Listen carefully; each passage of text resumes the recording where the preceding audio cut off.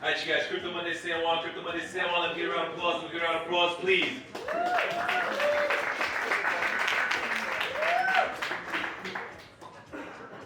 So we're gonna jam a little bit of Bad Bunny, right? Let you know we're here in Puerto Rico and we started a video for y'all online. And if we ever get these videos uploaded, you'll understand what I'm talking about. But I'm working on that. I got a new volunteer who's gonna help me get my technological life in order. He told me a little while ago. He knows what he's doing. Hopefully, he can help me. Good luck. But yeah. Welcome everybody. Crypto Monday San Juan. I'm your host Pedro. Give a round of applause for our esteemed guest tonight, Mr. Medha Parker from Casper Labs. Thank you. Welcome.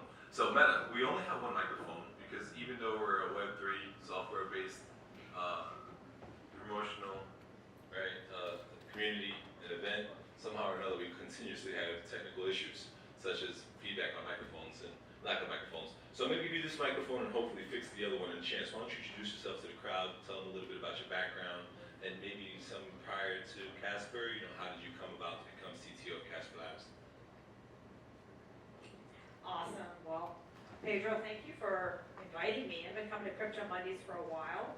Very happy to be here in Puerto Rico. Love Puerto Rico. Can I tell you I love Puerto Rico? I tell everybody I love Puerto Rico. I tell my kids in San Diego that I love Puerto Rico. I don't want to be in San Diego anymore. I love everything about Puerto Rico. I love everything about Puerto Rico. All the way from the power outages to the mic issues. To the backfire of the cars that make you think people are shooting at you. That's right. To the power potholes in the streets. I love Puerto Rico. So very happy to be here. Woo. That's almost turn it down a little bit more. That's fine. That's perfect right there. Okay. Looks like no, a little bit down. Turn it down a little bit more. Is he turning it down or am I imagining shit? No. Okay. Okay. Yeah. Wait. No. Okay, so this is perfect for you guys. Where's Luke at? So it looks like I got a short timer on my microphone before it starts giving feedback. So as soon as it starts getting feedback, it'll be your turn. Okay, alright, you love Puerto Rico. So do we. We love Puerto Rico. It looks like it's working just fine now. Okay, so finally, guys, welcome everybody. As I did mention, Medha. Finally, we get you up on stage. You've been, dibbing and dabbing in the Crypto Mondays community for quite some time. Pleasure to have you on. Why don't you tell us something about your background? That you're one of the more technologically adept people in our space, and also too here on the island. So it's also, I'm not sure if you guys realize that she's also a beautiful woman as well as a mom, right? So these things are important to people like me who love to promote women in ways, right, that traditionally they aren't promoting. So Medha, why don't you tell us a little bit how you got here? Oh gosh, so really windy road. I have been working in Web 2, what is now called Web 2, for over 20, 25 years. I started my journey in 1995, writing code for educational platforms. My story before that in terms of how I got into technology is a quintessential one of building computers in the basement with my dad in the early 80s. I had a PC on my desk before anybody really had a desktop. I used word processing for writing my papers when I was in high school and college before it was actually a thing.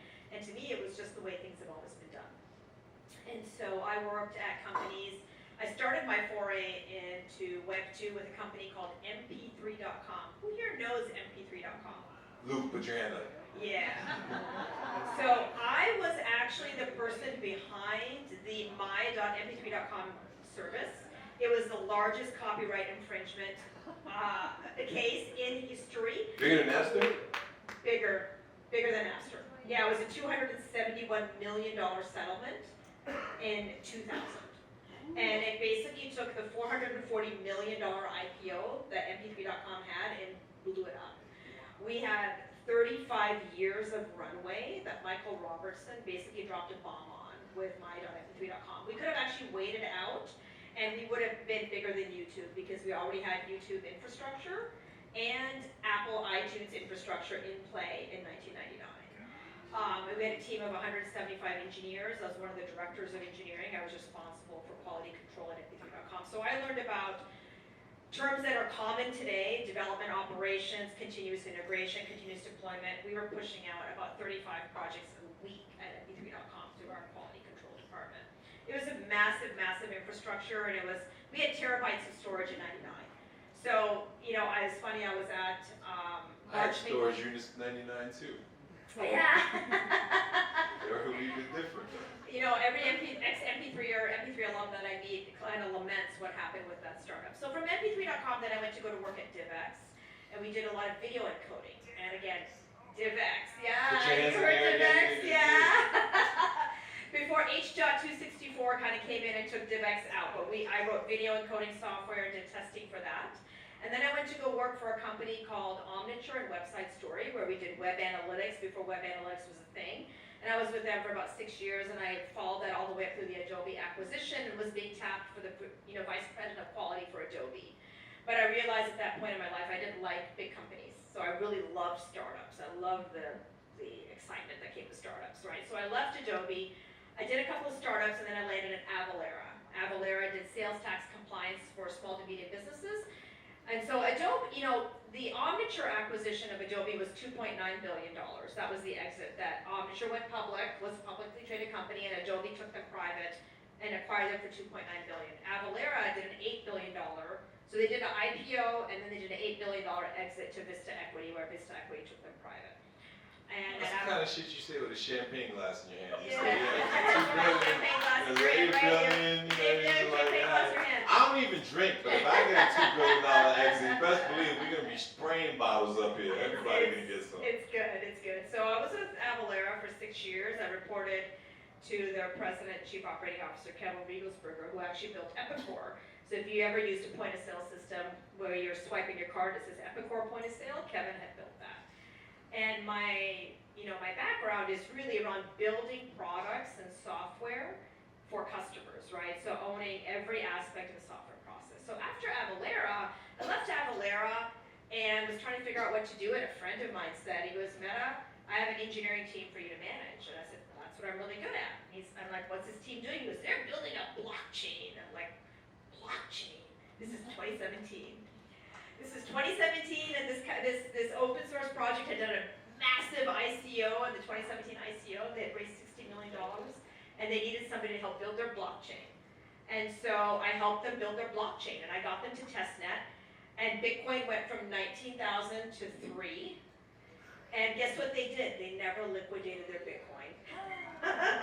So their treasury, that was a whopping 60 million, wasn't looking so great by the time we got to September of 2018, right? So The truth is, you don't need $60 million to build technology, though, man. You can get half of India for $60 million, honestly. Well, yeah, but we had a team of 21 developers, and so they ran into a lot of problems. And that's where I met Scott Walker. Never heard of him. And others who approached me to build a new layer 1 protocol. And so myself and 6 adventurous engineers, we set out to build Casper. And we launched the mainnet in March of 2021. We worked for a year with Vlad Zamfir. I had been working with Vlad in 2017 on that project. We had been doing research on CBC Casper. I brought a researcher in, Daniel Kane, in 2019 to complete the CBC Casper specification, and we introduced the first liveness proof, and the only one till date. I don't know that Ethereum has introduced a provably live version of Casper until date. But we introduced the first liveness proof for CBC Casper, and then we built the protocol. And we launched it in March 2021. And there were some, similarities, obviously, between Casper and Eve early on. Where is it that you would say, and let's just kind of like bring it up to speed, like, obviously you guys did that, and shout out to all the shit you did. Let's give a round of applause for what you did. I feel like week after week, my friends come up here and tell me, like, what have you done lately with your life? And I'm just sitting here saying, oh my God, these people are doing everything on God's green earth. But yeah, no, and ultimately you had, obviously Casper in itself, right, layer 1 protocol, smart contract platform. That in itself is always going to draw similarities to Ethereum. But there were obviously other things that were, initially early on with the conception of Casper, that there was a lot of inspiration from maybe the Ethereum, I believe it was the Ethereum Classic team, right? It was the initial code. But then, where is Casper now in comparison to, like, say, other layer 1 Yeah, so for sure, like the Casper protocol was always conceived to be for adoption by Web 2 companies from day one, right? I always wore my hat as somebody that had to deliver software in Web 2 when I designed Casper. And so when you talk about some of the native capabilities of the underlying protocol, we support what businesses need in order to sustainably use blockchain technology. So what do I mean about that? Like, right? So if you think about it, if you're running a real business, and let's say you're subject to regulatory scrutiny, you have to update software for your customers. You have to make sure that you can respond to a bug or a problem. You can go through SOC 2 compliance and prove who has access to what. These are things I've actually had to do. At Avalara, if I put out a sales tax calculation that was off by 1/100th of a cent, if a grocery store was calculating $1 million a month worth of goods, they would have had a tax liability of $10,000 at the end of that month because I miscalculated the tax. So there was no room for error, and I needed to be able to make sure that what I was pushing out was correct, and that there was a very clear governance process around how software is shipped in the enterprise. When you add blockchain into that, some of the principles that Eve stands by, which is immutability, just isn't going to work, right? When you think about enterprises using blockchain technology, the reason they use private blockchains is because they need that control. But the problem is blockchain is supposed to give you trust, and if you're using a private blockchain, there's no trust, right? Because you control all, you may as well just use a database. Like, why are you using a blockchain, right? So what we wanted to do was provide the trust of public blockchain infrastructure that was permissionless and decentralized with the flexibility, transparency, and control that enterprises need over their smart contract code. And that's what Casper does beautifully. It has a very robust account model that lets you create any kind of permissioning scheme you can imagine, right? Whereas Ethereum just has 2 signatures, and you have to bake all that capability into your contracts, Casper will support it natively at the layer 1 level. We have this notion of tightly versioned contracts. That means if you make a change to your contract code, the protocol enforces the version, right? So these things in traditional software development, in enterprise software development, become very, very important. They're table stakes. So it was always about building software that the enterprise can use. Does it mean DeFi can't use it? Not at all. We support immutable contracts. DeFi contracts need tight governance too. You don't want some random dude updating your DeFi protocol, right? Like, you want to know that there's a governance mechanism around your DeFi protocol, that there's a certain governance board that elects officers. You want to know what their public keys are. If they're going to make changes to the DeFi protocol, you're going to want to know what those changes are in advance. You're going to want them tightly versioned. All these things apply. Well, so I know a lot of engineers, right? You don't look like any of them. So the random dude that I want is the dude in his underwear is eating the Cheetos with the cat. He doesn't leave his computer, doesn't take a shower. That's the engineer I want. You have got to be the prettiest engineer CTO I've ever met in my life, right? And I'm wondering, like, how is this possible? Because the personality types that I've had marked for these people is of the guy in his underwear looking at the screen for 16 hours. It doesn't have a girlfriend. It doesn't, it takes shits and Adderall. That's the guy I want. Yeah, we want him. We want 12. I always tell my engineers, I don't want any code you've ever written after 1 a.m. Why not? Because it's shit. I did quality control first and foremost. I don't want any code you've written after you've been on Adderall. Are you kidding me? Did I just mention all the compliance teacher we have with Avalara? Oh, hell no. I want you well rested, well fed, and I love it if you have a wife. If she gonna make sure you're well rested and well fed. Amen to that. All my engineers were married or they got married while they were working for me. Is that what wives do? They make sure they're Yes, they make sure you're well taken care of. I don't know. I'm not You wear married. clean underwear in your bed. Yeah. I don't know.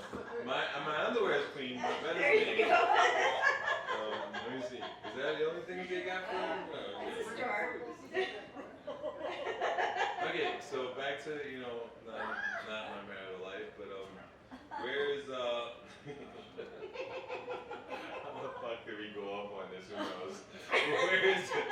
Where is okay, institutional enterprise products, right, is something that Casper wants to focus on, Yeah. which, by the way, is going to be the next term for Limitless 2024. We have some announcements to make for you guys. Come Amen here to and pay that. attention, All about that. because Limitless is about to take a turn in that direction. But anyway, let's talk about it. Like, is the market as you know it? What would you think from, you have an extensive Web 2 background. You've dealt with a lot of Fortune 500 companies. What do you think the appetite is on the Web 2 side for Web 3 products? Yeah, so the biggest challenge for enterprises right now is going to be compliance and regulatory, right? For those of you that remember the dot-com boom, for those of you that remember what happened when the internet was still in its infancy and it was very nascent, you couldn't perform an e-commerce transaction on the internet before 1999. Before 1999, the only websites that were available were email and informational websites. You could not legally perform an e-commerce transaction because Congress had not made it possible. So it took legislation for e-commerce to be viable on the internet. And the same thing is going to happen here, right? So all the enterprises are waiting on the sidelines or looking for workarounds so they can try to leverage public blockchain technology, right? And they're going around it by using private blockchain technology. They're searching for use cases. They're trying to understand what are the use cases that are going to emerge that are going to be viable, right? But it's all around private blockchain technology. Public blockchain technology, they can't touch crypto. They can't touch crypto because there isn't a regulatory framework around it. Companies like Casper Labs are working to help them with that.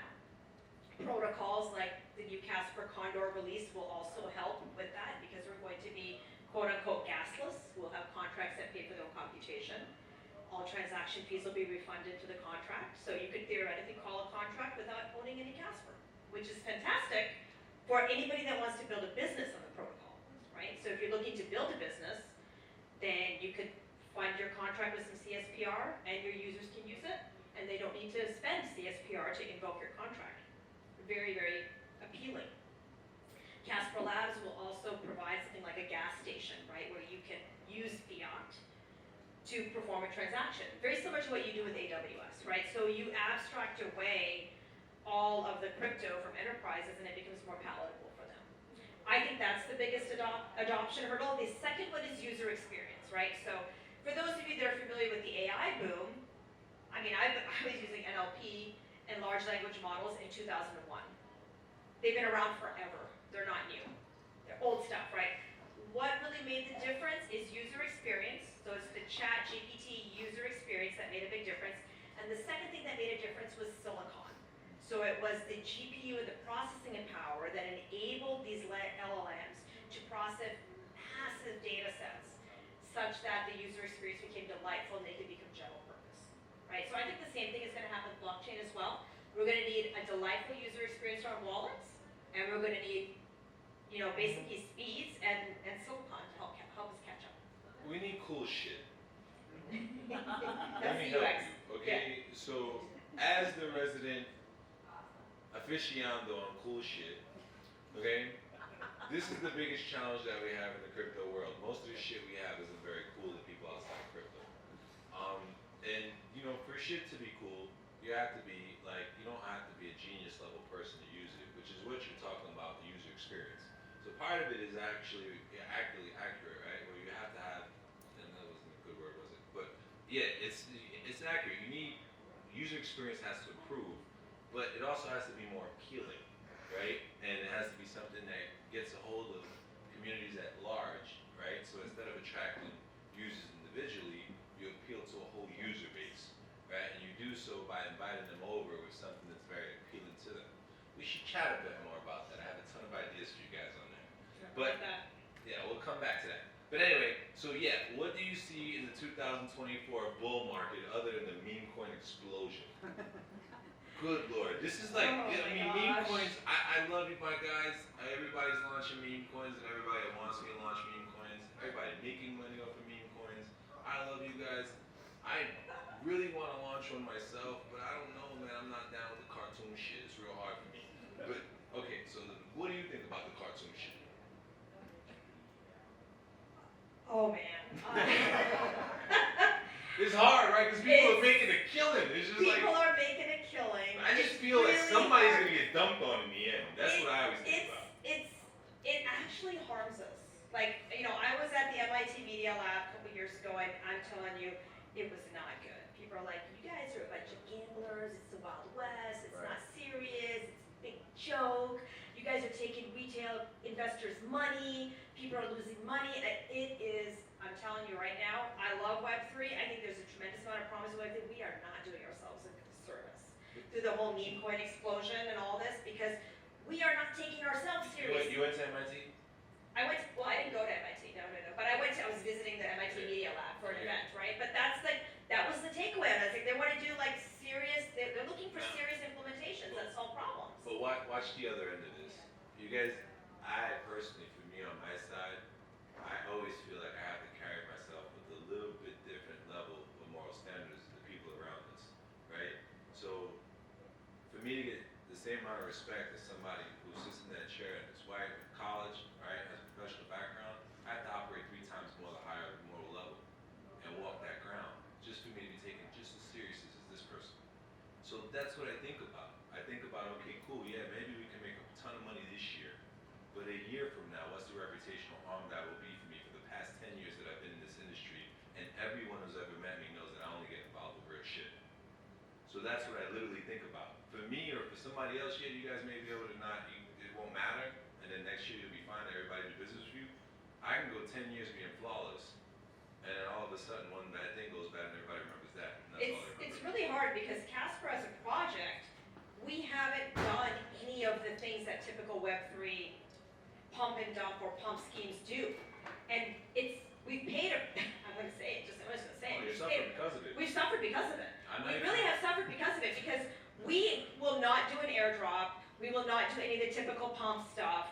You know, somebody launched a meme coin this year. I can't prevent them from doing that. It's decentralized, but like, it's not something I've ever endorsed, right? Because we're looking for real world applications, real world, and you know what? It's so hard, Pedro, because people are not responding to it. No, like, or they really want to, they circle back at the end of the conversation. But what do you think about Uranus or anything else? I'm not even going to pick on nobody.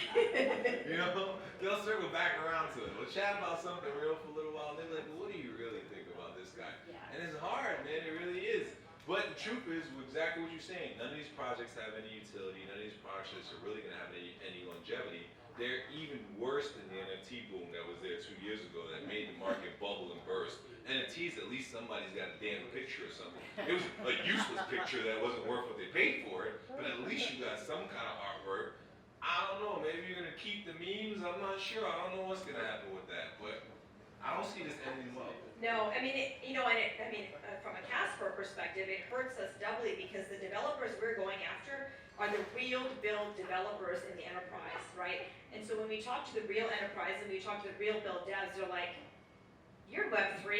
That is just a bunch of nonsense. Like, you guys haven't gotten serious about what you're building. I'm just gonna go build this on a MongoDB database. Tell me what blockchain does for me, right? Literally, that's what they say. And so we have to sell this notion of, no, there's trust, there's a workflow, there's immutability, there's all these great things. There's utility.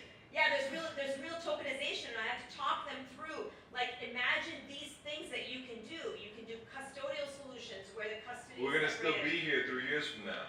I know. I'm in it for the long haul, though, brother. No, but what I mean is those meme tokens, like maybe 1 or 2 might make it, right? Somehow or another, Doge did, right? Doge actually became something, or maybe might become something, or is something, man. Hell, they got a lot of money, right? Or like, what's the Shiba Inu, right? You know, maybe there's an opportunity for Pepe is another big market one. What the fuck do any of these coins do? Can somebody tell me? Nobody knows, right? And I just don't know. Like, where does it go? Like, how does where does it end? And the thing I fear the most is retail at the end, right? Because the people that get dumped on are the people that don't know no better. They're probably putting their last $5,000 or $10,000 into something, and they can't afford to lose the money. Those are the people that stress me out, right? And I'm a very notable person. People recognize me everywhere I go. So, oh Lord, that's the last thing I need is some old lady pulling me over talking about, oh my God, I put my last $500 in your Pepe coin or whatever, and this didn't work. Yeah, no, I'm not trying to hear that shit. Yeah. imagine you guys as an institution right now, layer ones. I mean, I don't think Solana's actively pushing the meme coin runs, right? I don't think this is what's going on, but nonetheless, they damn sure got a problem with it running on them, right? Ethereum obviously did a bunch of meme coins, right? All the layer ones, there are, there's a big push in this market. It seems, like that's like what's really driving a lot of the attention to the market is meme coins. It's kind of crazy because, with Casper, people don't realize what we've built. Like, we have a deal with XPRIZE. XPRIZE is Peter Diamandis and Elon Musk, the $100 million carbon credit prize. They're building a governance platform with Casper, where they're going to govern these prizes using a decentralized governance model where people they have to have the correct NFT and basically KYC token in order to vote and participate in governance. They're going to eventually get to a place where their grants are going to be moderated and managed and governed through the blockchain. That's huge. That's a real use case. Nobody cares about it. Nobody cares about it. And it's a real use case. It's important, right? I was gonna have an April Fool's Day. I had so many plans for April Fool's. I didn't do any of them, right? But oh my God! And the reason why I didn't do any of them, FYI, is because I'm fasting for Ramadan, so it's literally a bad thing for me to be lying. So I had so many memes. Oh my God! I was gonna have Vitalik as a guest today. Vitalik was gonna be our guest. One of them was a meme coin I was gonna launch today. I was gonna announce a meme coin we was launching today with Vitalik as my co-sponsor. Oh man. No, April Fool's is over, bro. It was all April Fool's. Vitalik's clearly not here, and he's not helping me on my meme coin project. But the thought process I had when I was talking about was that my thought process was I can only imagine the attention and the support I would get from people if I told them I was launching a meme coin with Vitalik. Oh my God, they wouldn't care. Anything else wouldn't matter. I would have so many people in my inbox trying to invest in it, it wouldn't be real. But, like when you build real products, it seems like people are having difficulty looking further out than 3 months from now. Yeah, I think the mentality, so, the entire Web3 ecosystem, it functions a little bit differently too, right? So you get retail investors or developers, more importantly, to invest in purchase your token. And then after they are in the community and they have the token, now they have an incentive to build and help that token get traction, right? With enterprise adoption, the interesting thing is that really, does anybody know you're using AWS when using Web 2 system? Does anybody know you're using Oracle when using Web 2 system? I fundamentally believe that the blockchain is going to fade to the background. A really delightful UX and a great product leverages the benefits of blockchain, but blockchain fundamentally is infrastructure. It's not in the face of the user. So what does that mean for retail? Right, if I'm not holding CSPR in my MetaMask account, what does it mean for retail, right? And that makes the entire enterprise adoption story a little bit more challenging, right? Because it's not in the face of retail, right? It is the only way to mass adoption. I firmly maintain mass adoption is not going to happen consumer to consumer. Mass adoption is going to happen business to consumer. People are going to be using blockchain, and they're not even going to know they're using it. I fundamentally believe that. Reality TV and the popularity of it tells me meme coins are the way to mass adoption. Yeah, it has significantly less hope for the American consumer than I do. The American consumer base and reality TV strongly disagree with you. We just had the cast from I need to launch a Kardashian coin. No, I'm telling you, God, down the street. They were shooting a reality show across the street from me, Baddies Caribbean, the past week. And in my mind, I'm thinking baddies, right? It's gonna be beautiful women. They were not baddies this way. They were baddies where they just want to throw stuff at each other. And they're really popular online. I don't watch TV, so I didn't know. But when I started researching them, I was just surprised that these people were so popular. And it's 100% because they just get on TV and act like an ass to each other. So yeah, reality like TV. Jerry Springer. Yeah. Reality TV and the popularity of it tells me meme coins are the way to mass adoption. Let's go. We need more meme coins. Once we get them in with a meme coin, then we might teach them how to use the shit. But first, they just need to understand the memes. No, what do you see? Obviously, moving forward, at Casper, how do you guys see yourselves moving forward? What are some of the innovations that you guys got coming out, and what can we get excited about moving forward? Yeah, so there's a lot of innovation that's coming out. So the Condor release is scheduled for Q2 this year, so it's going to be out by end of June. We're going to be launching our